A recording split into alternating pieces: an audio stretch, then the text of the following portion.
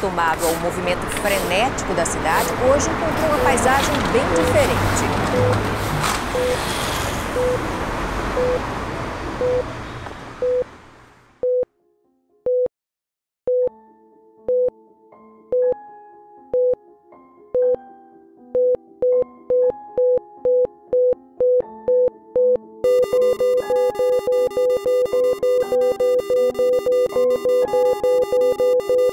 São 12 horas e 30 minutos, hoje dia 24 de março, terça-feira. Nas informações iniciais dessa coletiva, quero lembrar que hoje começa a quarentena decretada pelo governo do estado de São Paulo, pelo prazo de 15 dias até 7 de abril. Todos já sabem os aspectos que correspondem a esta quarentena. O governo de São Paulo decretou uma quarentena de 15 dias em todo o estado. A partir de terça-feira, apenas os serviços essenciais vão funcionar. Ruas vazias, comércio fechado. O ritmo da maior cidade brasileira desacelerou. Apenas 7 tipos de serviços essenciais continuarão a funcionar nesse período: saúde pública e privada, abastecimento, transportes públicos, alimentação, quase segurança, 400 casos confirmados. O governo do estado decretou quarentena de 15 dias. A quarentena em todos os 645 municípios paulistas pode ser prorrogada. A nova determinação também anuncia uma mudança de postura do governo estadual, que vinha adotando o tom de recomendação. O uso de delivery é uma forma criativa de prosseguirem funcionando e manterem os empregos dos seus profissionais. O estado já tem 9 mil casos suspeitos e as autoridades pedem para que as pessoas levem a pandemia a sério. Chegam em São Paulo 7 milhões de máscaras para profissionais de saúde de hospitais do estado. And we're deeply concerned both by the alarming levels of spread and severity and by the alarming levels of inaction. We have therefore made the assessment that COVID-19 can be characterized as a pandemic. A Organização Mundial da Saúde declarou em 11 de março de 2020 a pandemia do novo coronavírus. A rápida disseminação geográfica da Covid-19 e os níveis alarmantes de contaminação assustaram o mundo no que já é considerada a pior pandemia dos últimos 100 anos. Detectado pela primeira vez em Wuhan, capital de Hubei, na China, o vírus SARS-CoV-2 rapidamente se espalhou por todos os continentes. Novo e provavelmente de origem animal, não somente fechou fronteiras, como estagnou a economia global, colocou todos para dentro de casa e assustou pela sua letalidade.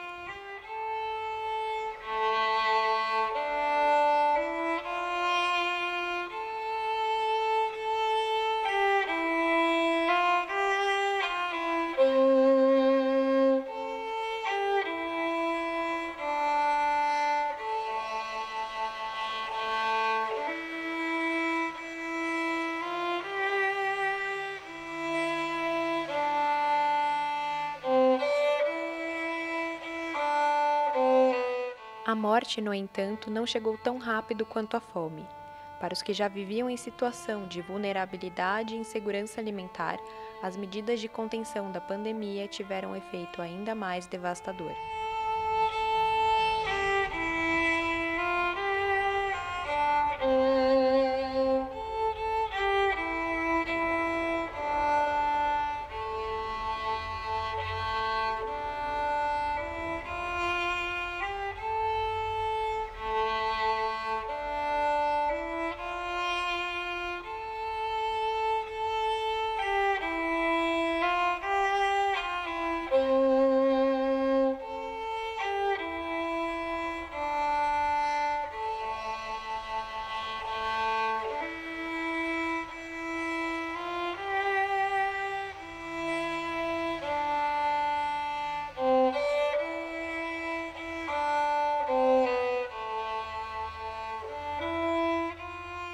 Levanta, abaixa, como é que é? Deixa eu me relaxar um pouquinho. Eu começo na onde? Falar meu nome, como é que é? Fala o seu nome, se você puder falar a sua idade. É que eu nunca... Tá.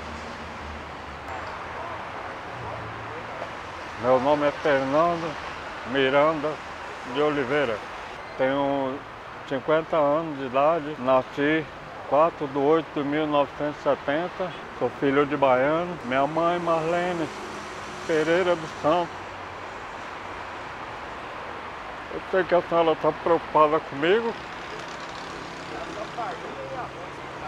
Eu estou desangustiado, estou aqui na rua.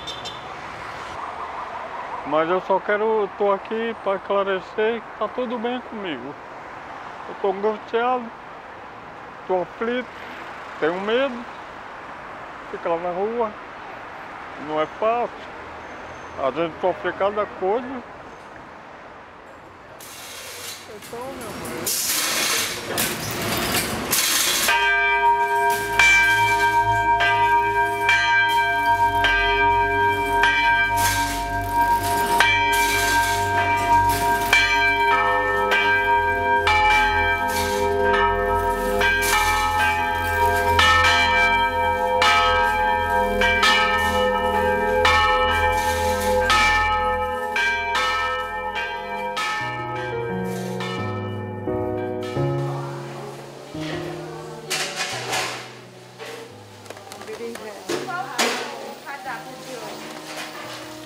Lá pra cima deles aí, é a linguiça.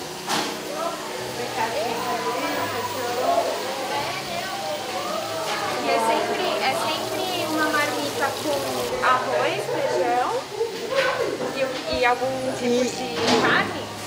Tem, hoje é linguiça com picadinho, vai cenoura, chuchu, tá? Batata, que vai na marmita deles também. Sempre tem uma mistura a mais. Que horas a senhora chega aqui para fazer? Eu chego aqui no serviço, chego 6h30. 6h30? Aí nós começamos a trabalhar às 7 horas.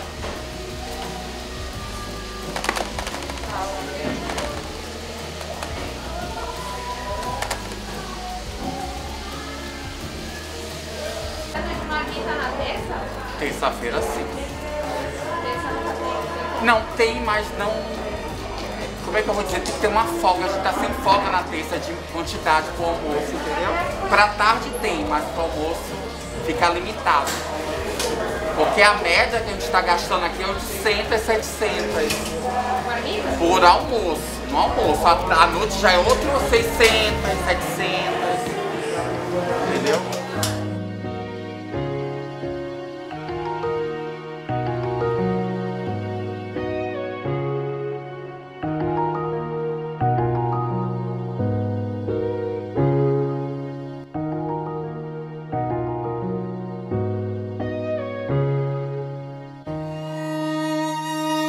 A tenda ela nasceu com uma emergência, a necessidade das pessoas que frequentavam o espaço que nós temos, que é o Chá do Padre, que lá eles almoçam, tomam banho, tomam café, ele não estava dando vazão ao número de pessoas que assim, triplicou de forma gritante. 700 para mais de 1.000 pessoas. Então nasceu, né, nessa tentativa de responder a essa necessidade, nasceu a ideia de irmos para um espaço amplo, arejado e aberto para responder. E aí foi quando montamos a tenda e no dia 27 de março estávamos lá com alguns pães e água e de repente aquilo que a gente nem imaginava, né, de 200 pessoas, no outro dia já eram 400, 500 e assim em menos de uma semana eram mais de 1.000 pessoas em que a gente sentia e tocava na pele, sentia a fome. Eu lembro-me bem que no dia 27 mesmo, nós então começamos a divulgar nas redes sociais o pedido para o pessoal trazer as quentinhas, mas elas não apareceram de imediato.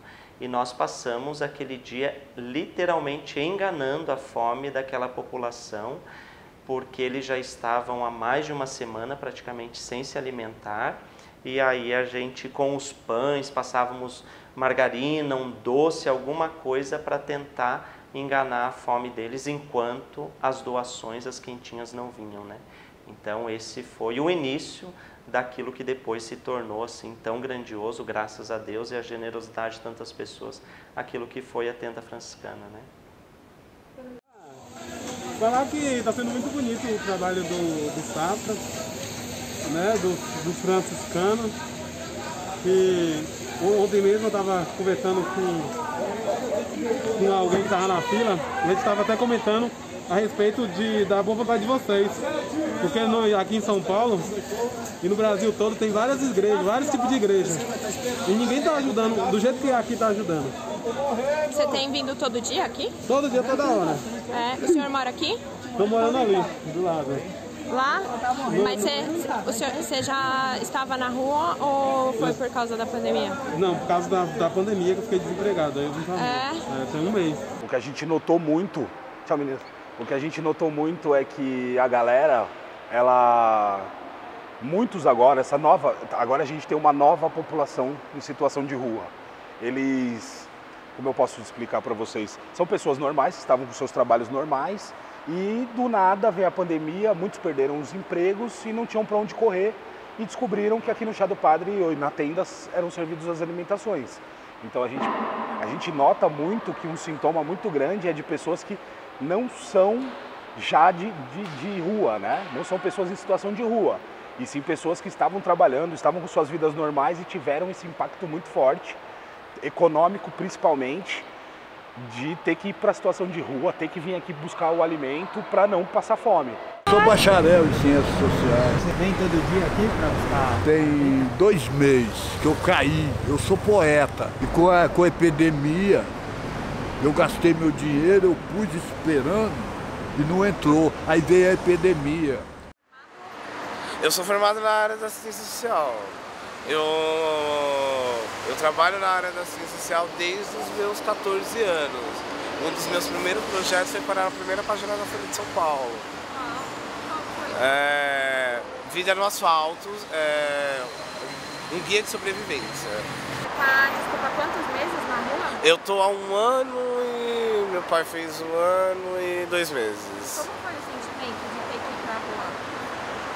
Então, pra mim foi bem complicado, porque eu já vinha de uma situação de rua. Porque o que aconteceu? O meu pai me tirou da rua, né? Porque como eu sou adotado e tal, ele me conheceu na rua, aos 10 anos de idade. De uma certa forma, na época, eu traficava, trabalhava com drogas, trabalhava com algumas coisas. E aí eu saí da rua por causa dele. Tipo, imagina que a pessoa, quando ela vai para a situação de rua, ela volta para as necessidades básicas. Ela não tem aonde ir ao banheiro, ela não tem como tomar banho, ela não tem como estar limpa para poder ir atrás do emprego. Então gera uma cadeia de eventos muito forte. E eu percebo assim, a depressão, assim, eles não abrem isso muito com a gente, mas eu sinto que tem uma galera que está muito depressiva com relação a isso, assim, porque você tem um ritmo de vida, por mais que não é uma vida luxuosa, né, uma vida de trabalho, de trabalhador, mas você tem um mínimo, né? Você tem um teto, você está conseguindo se alimentar, então as necessidades básicas já ficam um pouco de lado, você consegue sonhar com outras coisas, né, e ir atrás de outras coisas.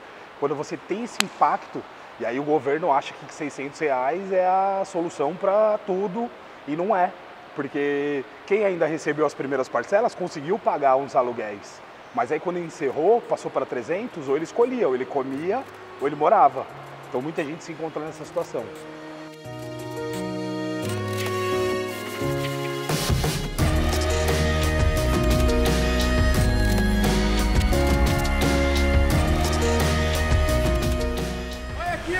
Olha só pra você ver, ó.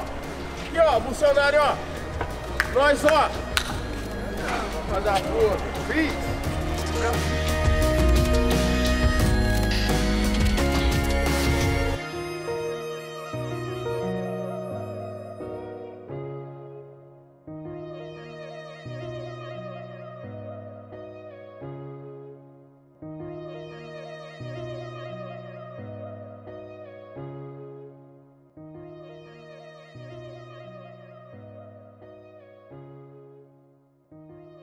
Nós temos uma organização dentro da igreja, né, dos franciscanos, que se chama Cefras, Serviço Franciscano de Solidariedade.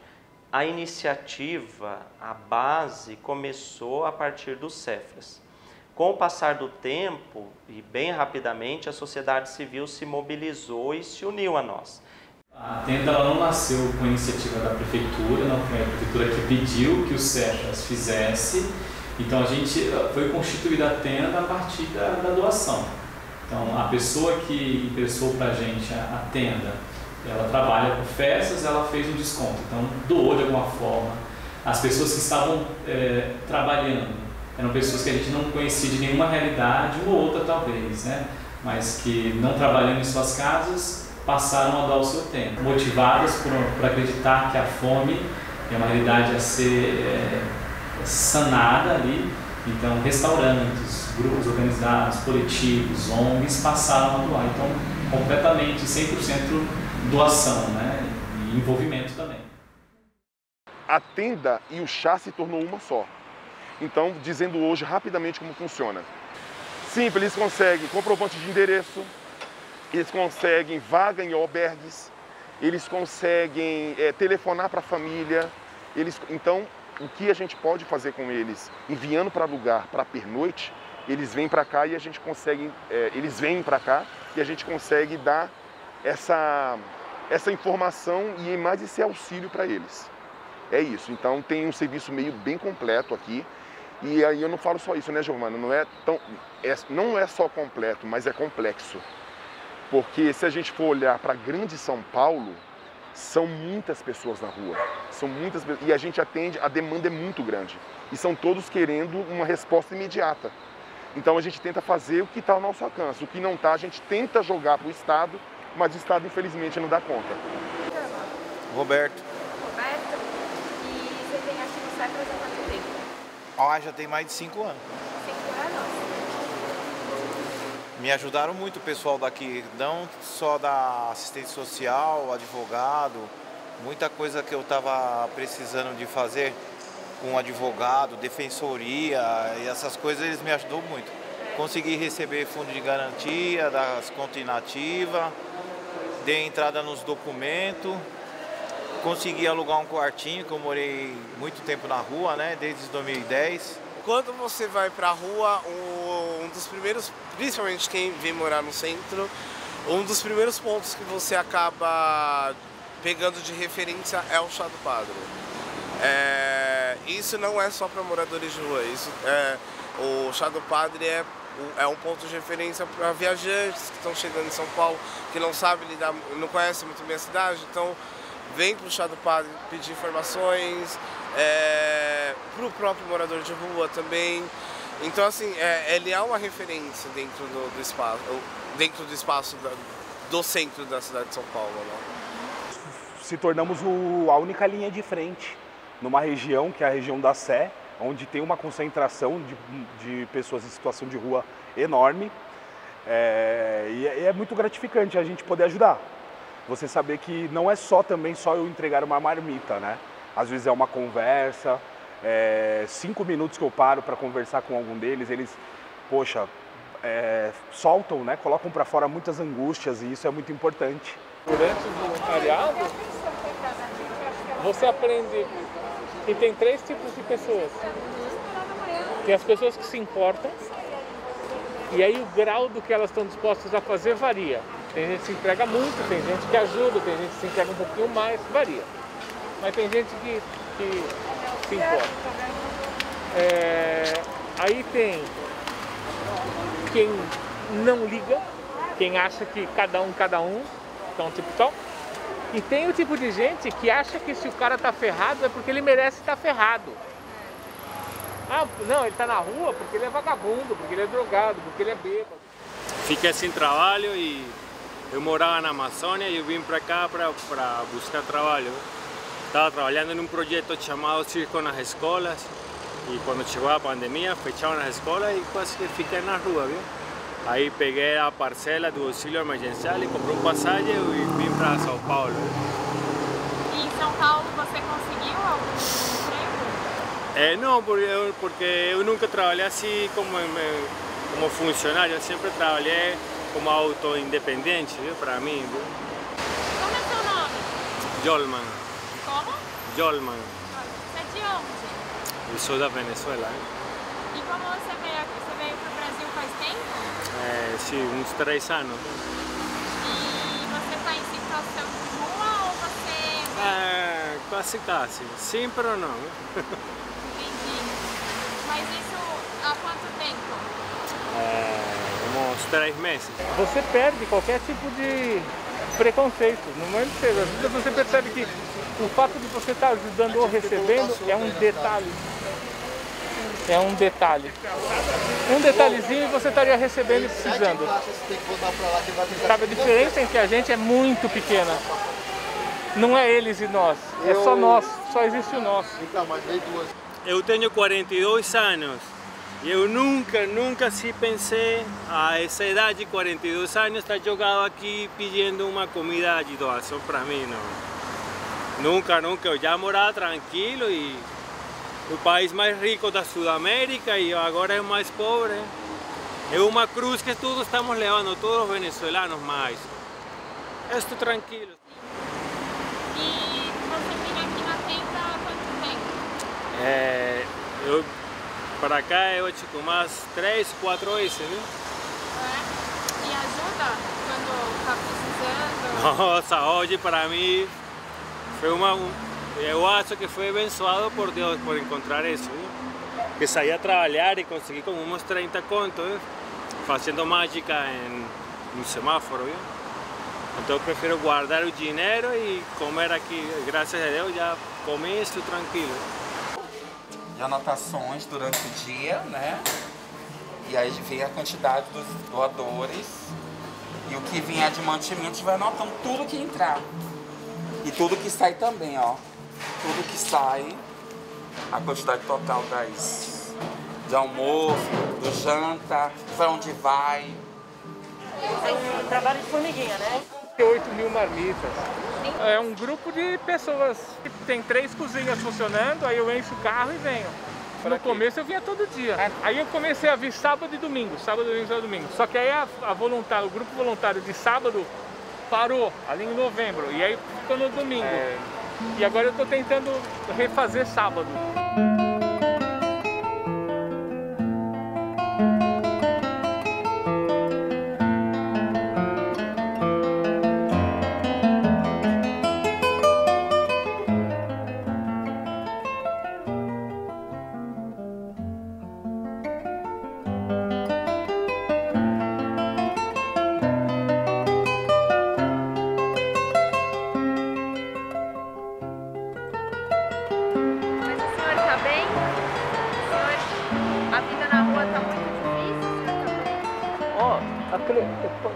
Eu posso ser sincero? Pode. Com a graça de Deus. A única coisa que é difícil, sabe o que é? É a chuva. Ó, tem comida, tem alimento. Eu não tive em casa. Ó, isso aqui é uma bênção de Deus. Você pega alimento sempre aqui no... Sempre aqui. De manhã, de tarde e à noite agora. Ó, e tu sabe onde eu durmo? Eu não sei. Ah, tu deve conhecer, que cidade que é grande. Eu durmo ali no Teatro Municipal. Tu sabe por quê? Porque ali já tem policiais ali, tá sempre ao redor ali. Aí eu fico mais um pouco inseguro. Agora ficar assim na rua, pelo menos não estou não. Ah, maravilha! Como a senhora chama? Luciene! Pode tirar. A marmita aqui sempre? Oxe, até quando começou. Desde março do ano passado? Sim, aquela doença velha que tava acabando, depois voltou outra por cima. Qual que é a sensação de fazer uma marmita que você sabe que vai para pessoas em situação de rua? A sensação é de alegria, né? Saber que nós também estamos compartilhando, ajudando, né? Matando fome das pessoas da rua, né? Literalmente. É a fome, Deus me livre. Que eu já passei, viu, filha? Terrível. Não é fácil, não. Nunca foi tão difícil garantir o alimento do dia a dia.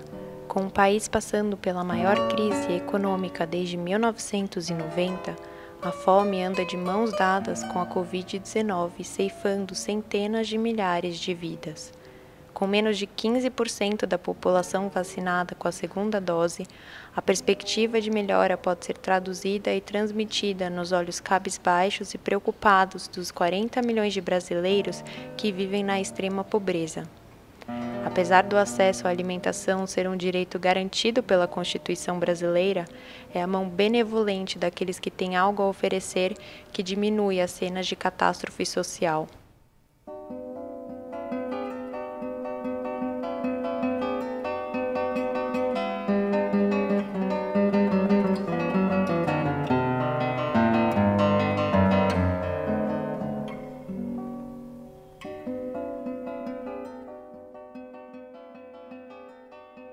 Mas eu acredito que quando a gente se faz sensível, próximo, empático, solidário, as coisas vão acontecendo naturalmente.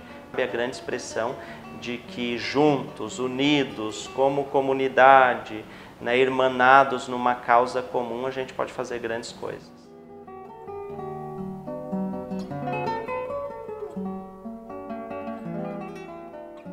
Oito meses após a sua criação, em 27 de março de 2020, a tenda franciscana atingiu um marco de 1 milhão de marmitas entregues, distribuindo, com todas as suas ações, 3.000 refeições diárias. Em maio de 2021, o Cefras alcançou o número de 1,5 milhão de refeições doadas em seu compromisso e desejo de um mundo mais igualitário e livre da fome.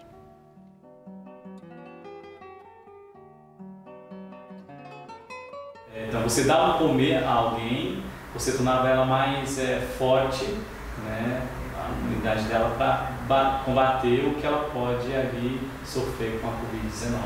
Então, perceber a sociedade civil, a gente percebe a força que tem quando ela se organiza. Eu posso dizer, talvez coloque minha mão no fogo, muitas sem interesse nenhum, a não ser por essa questão humanitária, né? Posso ser que uma ou outra tenha feito um outdoor dessa situação, mas acredito que talvez 90% acreditaram, forçosamente falando, na transformação através da comida. Escutei até de um empresário que foi doador nosso, de Pinheiros, né? Eu nunca tinha escutado essa frase, para mim foi emblemática, né? Que comer é um ato político, né? E acrescenta até revolucionário, né?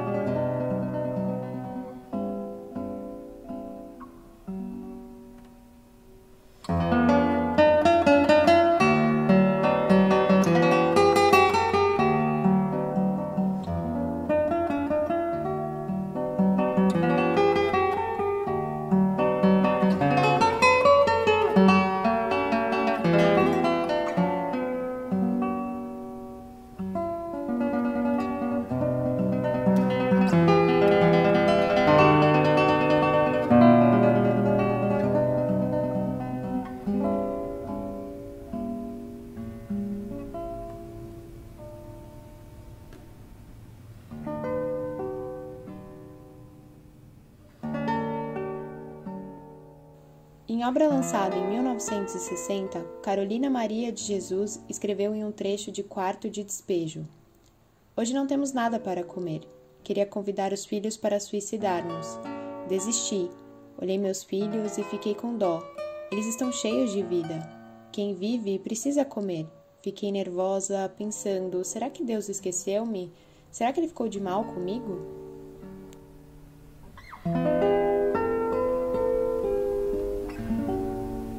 Vamos jantar, viu? Vamos jantar.